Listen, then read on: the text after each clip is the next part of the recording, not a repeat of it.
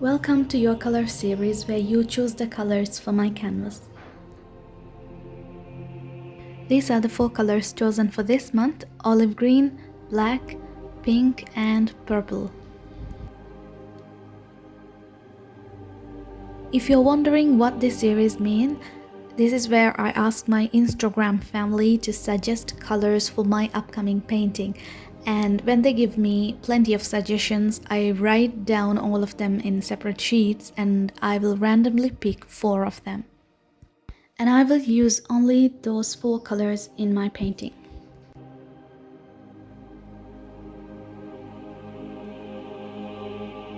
I'm going to do a texture painting for the first time for this series, so I'm mixing some gesso to get the texture and I'm mixing the colors. So the olive green was defined, however pink and purple weren't defined with extra detail, so I'm just going to go with the color that will emerge as I try to mix it with gesso.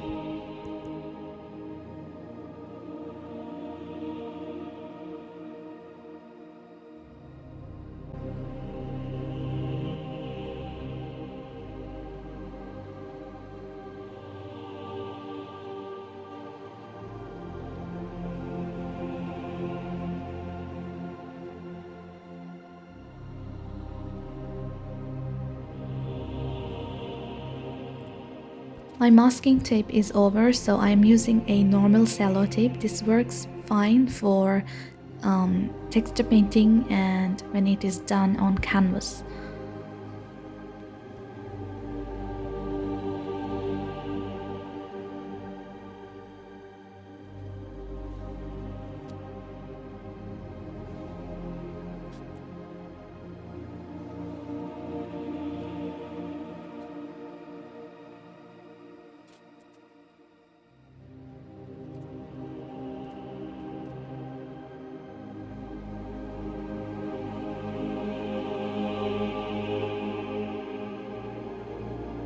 This is a painting of a lake that is reflecting the sky above. So while I was painting this, I got this imagery in my mind and was thinking about that. Imagine you're standing in front of a lake that has mountains around it, and the calm lake water is reflecting the sky and the mountains around it. Now you are holding a heavy rock in your hands and you feel the heaviness and your hands are starting to hurt. So you throw that rock into the lake. Now you can see the lake's water is getting disturbed for a while and you no longer can see the reflection of the sky and the mountains as they used to be before. Now they look a bit crooked. Now that's the reflection the lake's water has of the mountains and the sky. But does that mean that the sky or the mountains are crooked in real? They aren't. Or does that reflection has any effect on the mountains or on the sky? It doesn't, right? The only change was with the lake that was disturbed. Now I relate this to the negative comments or different, perceptions people will have of you. At times in life, we can be said things we do not deserve to hear, or we can be described falsely. That's why Allah says He is the closest to you and no one else can see you as He does.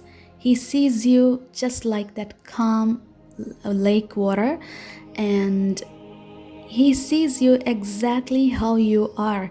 Allah is aware of the secrets in the depths of your heart.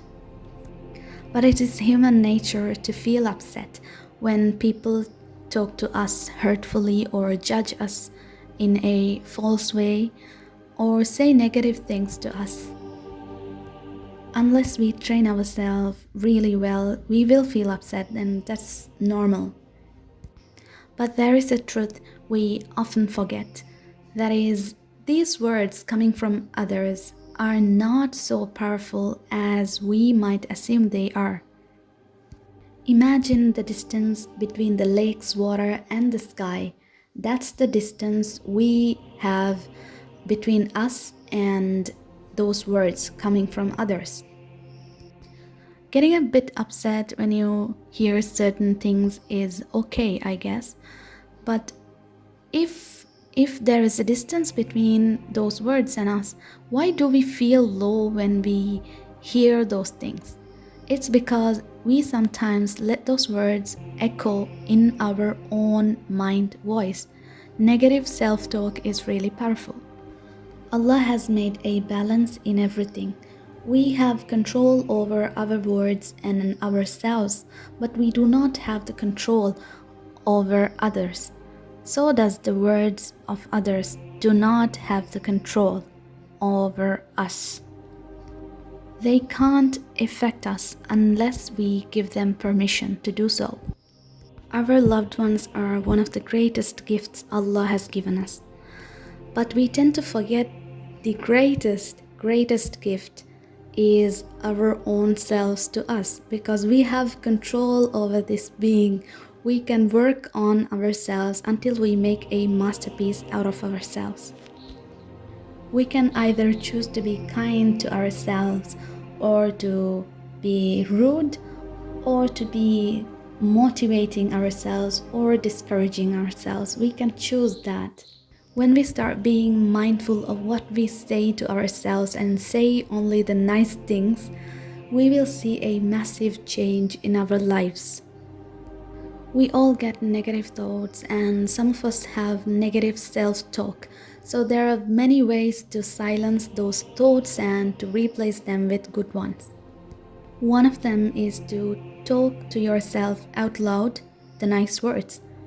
Say nice words out loud, and that will bring about amazing changes, even though for someone who does it for the first time, that might feel so weird. And then we have another way, which is writing those down. Writing nice things to yourself. Even though you do not feel those things, you can write nice things. Just imagine you are saying it to someone. And then switch that to yourself. You are saying it now to yourself. We use the technique of writing down for studying as well. So we have our senses, which are like channels of taking information into our brains. So one of them is our eyesight, and then our auditory sense, the hearing, and we have kinesthetic sense, which involves nerves and touching. Kinesthetic sense is said to be very powerful. So when you write, you involve kinesthetic plus visual sense, which is seeing or looking at the thing. So when you involve both senses, the information will go to your brain twice, and that's very powerful. It will work really well. This might be one of the reasons why writing calligraphy holding a pen is so therapeutic.